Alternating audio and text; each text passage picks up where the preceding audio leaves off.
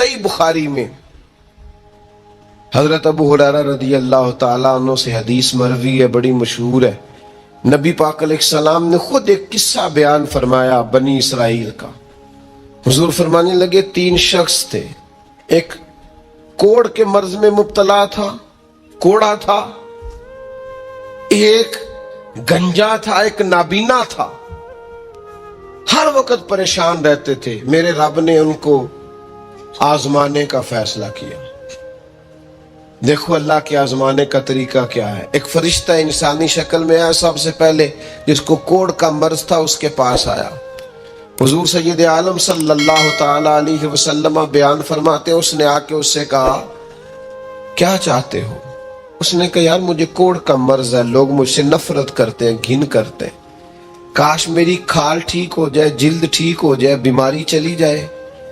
تو فرشتے نے ہاتھ پھیرا، اللہ نے شفا عطا کر دی۔ شفا کس نے دی؟ ہاتھ کس نے پھیرا؟ تو کوئی عرض نہیں، اگر کسی وقت کوئی بزرگ دم کر دے، ہاتھ پھیر دے تو شفا اللہ ہی دیتا ہے۔ بخاری میں موجود ہے جو روایت عرض کر رہا ہوں۔ فرشتے نے ہاتھ پھیرا، اللہ نے۔ اب فرشتہ اس سے پوچھتا ہے پسند کیا ہے، مال کون سا پسند ہے؟ کہنے لگا اونٹ بڑے پسند ہے۔ تو فرشتے نے ایک حاملہ اونٹنی اسے دی اور برکت کی دعا بھی دی۔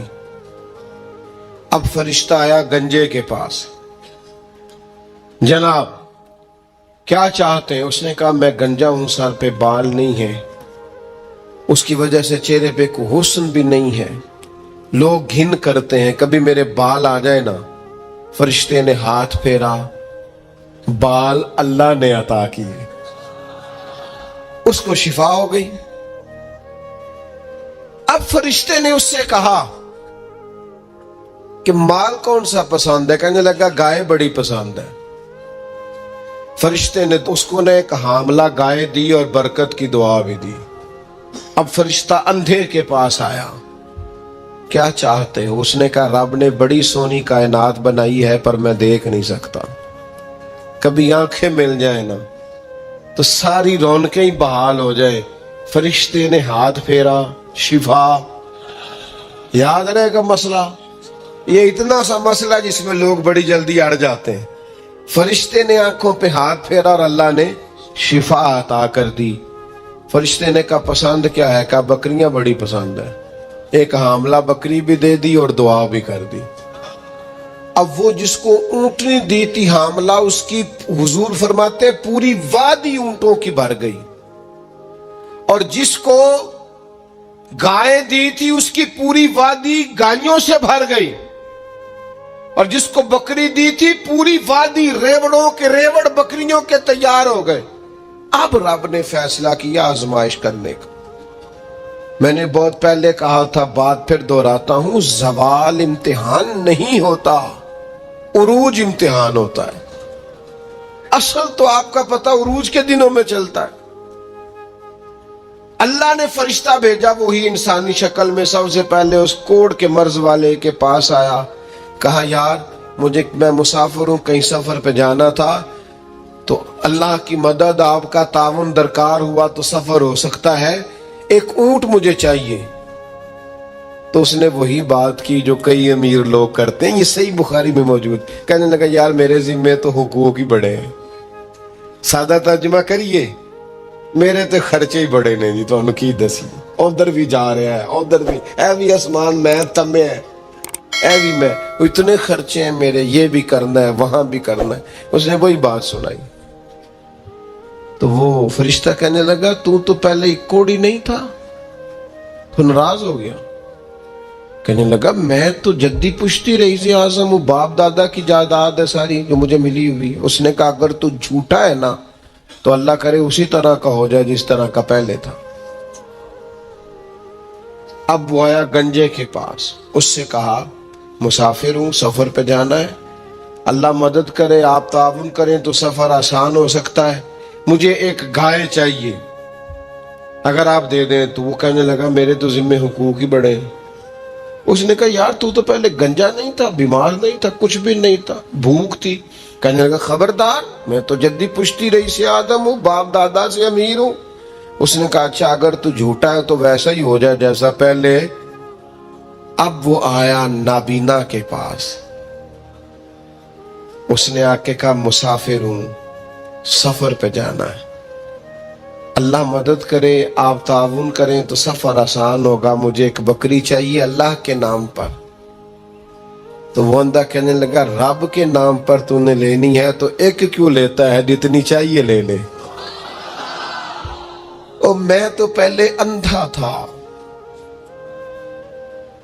میں مسکین پرانا خادم، کسے در ملی نہ ٹوئی، ایتے واصف یار نے نظر جو کی تھی، تے واصف شروع سے پڑھتے ہیں، سے ثبوت نہ پوچھو میں تو، پلا نظر کرم قد ہوئی، اے میں جانا یا دل بر جانے، غیر نہ جانے کوئی، میں مسکین پرانا خادم، کسے در ملی نہ ٹوئی، ایتے واصف یار نے نظر جو کی تھی، تے واصف ہی ہوئی، میں تو اندھا تھا، پلے شے ہی کوئی نہیں تھی، تو کریم نے کرم کیا، جتنی تیرا دل کرے لے جا۔ تو فرشتہ کہنے لگا امتحان کے لیے آیا تھا، ایک کی بھی ضرورت نہیں، لیکن تیرے دو دوست امتحان میں ناکام ہوئے ہیں، رب ان سے ناراض ہو گیا، تو کامیاب ہوا ہے اور اللہ تجھ سے راضی ہو گیا ہے۔ وہ دونوں جو تھے امتحان میں ناکام ہوئے تو نعمتیں چھن گئی، صحت چھن گئی، پھر کوڑے، پھر گنجے ہو گئے۔ اس کو اللہ تبارک و تعالیٰ نے اور عطا کیا۔ زوال نعمت کب ہوتا ہے؟ جب لوگ راہ خدا میں خرچ نہیں کرتے، غریب کا، مسکین کا، لاچار کا خیال نہیں رکھتے۔ جیسے جیسے پیسے آتے جاتے ہیں ذاتی خرچے بڑھتے جاتے ہیں، ذاتی معاملات ہی بڑھتے جاتے ہیں۔ آہستہ آہستہ لوگ کہتے ہیں خود جی آپ کو پتہ ہے نا، پھر ہمارا گھر بڑا وسیع ہے تو بڑے مسئلے ہیں، تو بڑے خرچے ہیں، تو بڑی چیزیں ہیں۔ بھائیو، زوال نعمت کے معاملے میں اپنے رب کا خوف پیدا کریں، اللہ سے ڈریں ہر وقت۔ جب تک نعمتیں نہیں نہ ہوتی تو گزارا ہو جاتا ہے، اگر ملنے کے بعد چھن جائیں تو پھر تکلیف بہت زیادہ ہوتی۔ تو زوال نعمت سے بچنے کے لیے تکبر سے بچیں، ناشکری سے بچیں، ناقدری سے بچیں، اور پھر صرف اپنا حق سمجھنے سے بچیں، اسے بانٹیں، عاجزی میں رہیں، شکر میں رہیں۔ آپ محسوس کریں گے کہ لَإِن شَكَرْتُمْ لَأَزِيدَنَّكُمْ، اگر شکر ادا کرو گے تو میں نعمتوں میں اضافہ کر دوں گا، نعمتیں محفوظ بھی ہو جائیں گی، ان میں اضافہ بھی ہوگا۔ ہر وقت نبی کریم شکر ادا کرتے، ہر وقت صحابہ اور اہل بیت مقام شکر پر فائز رہتے۔ یہ مقام شکر انسان کو زوال نعمت سے بچاتا ہے۔ اپنے آپ پر غور کریں، اگر کوئی بھی نعمت موجود ہے، وہ اولاد کی صورت میں ہے، وہ صحت کی صورت میں ہے، وہ بہن بھائی، ماں باپ، دوست احباب، بیوی بچوں کی صورت میں، جو بھی انعام اللہ کے موجود ہے، اس میں کبھی تکبر کا شکار نہ ہو، خود پسندی کا شکار نہ ہو، کبھی کوئی ایسا کام نہ کریں جس سے اللہ تعالیٰ کی ناراضگی کا موجب بنے۔ ایک خاتون ہے، بڑی نیک، تاریخ میں گزری ہیں، تو وہ کہتی ہیں کہ میں ایک جگہ بیاہ ہی گئی، میری پہلی شادی ہوئی ایک جگہ پہ، تو دروازے پہ کوئی بھیک مانگنے والا آیا اور اس کی حالت بڑی خستہ تھی، تو میرے شوہر نے نا اسے ڈانٹ دیا۔ میں نے اپنے شوہر سے کہا اللہ کا ہم پر فضل ہے اور اس کی حالت بڑی پتلی ہے، لگتا ہے کئی دنوں سے روٹی نہیں کھائی، تو 4 پیسے دے دیں تو حرج کیا ہے؟ کہنے لگا قتل نہیں، میں نے منع کر دیا تو ختم ہوگی بات۔ تو بی بی کہتی ہے میرے پاس اپنے ذاتی پیسے بھی پڑے ہوئے تھے جو میکے کی طرف سے مجھے ملے تھے، تو ذرا میرا خامد سائڈ پہ ہوا تو میں نے نظر بچا کے نا اس فقیر کو 4 پیسے دے دیے، چونکہ زیادہ ہی اس کی حالت بگڑی ہوئی تھی۔ تو کہتی میں پیچھے پلٹی تو شوہر پیچھے کھڑا تھا، اس جرم میں کہ میں نے ایک فقیر کو بغیر اجازت پیسے دیے، اس نے مجھے طلاق دے دی۔ کہتی ہیں بڑی تکلیف میں تھی اور اپنے دل میں سوچتی تھی مالک میں نے تو تیرا بندہ جان کے اس کی مدد کی ہے اور مجھے یہ سزا ملی ہے۔ فرماتی ہیں عدت گزر گئی، میرا والد پریشان تھا، پھر ایک رشتہ آیا، میرا نکاح ہو گیا، لیکن اللہ نے مجھے اتنا اچھا شوہر دیا، اتنا نیک شوہر دیا، اتنا کمال آدمی۔ فَإِنَّ مَعَ الْعُسْرِ يُسْرًا إِنَّ مَعَ الْعُسْرِ يُسْرًا، مشکل کے بعد اللہ آسانی دیتا ہے۔ कमाल शौहर अल्लाह ने मुझे दिया, नेक, साले, मोहब्बत करने वाला। फरमाती हैं उसी तरह मैं एक दिन अपने शौहर के साथ बैठी थी, दरवाजे पे दस्तक हुई तो मैं शौक में उठी, अपने शौहर से कहा मैं दे के आऊं। फकीर को कहने लगा जितना मर्जी दे दो। कहते हैं दरवाजे पे गई तो मेरी चीख निकल गई, इसलिए कि दरवाजे पे जो मांगने आया वो मेरा पहला शौहर था। बेपरवाही वेख सज्जन दी जिथे किसे दी पेश न जावे। उन्हें माला वाले दर दर रोले ते मंगते तख्त बिठावे। ओए सजना किसे नु कारा मिल दई, कोई काबे ओ खाली आवे। वो मेरा पहला शौहर दरवाजे इतने, वो भी तड़प गया।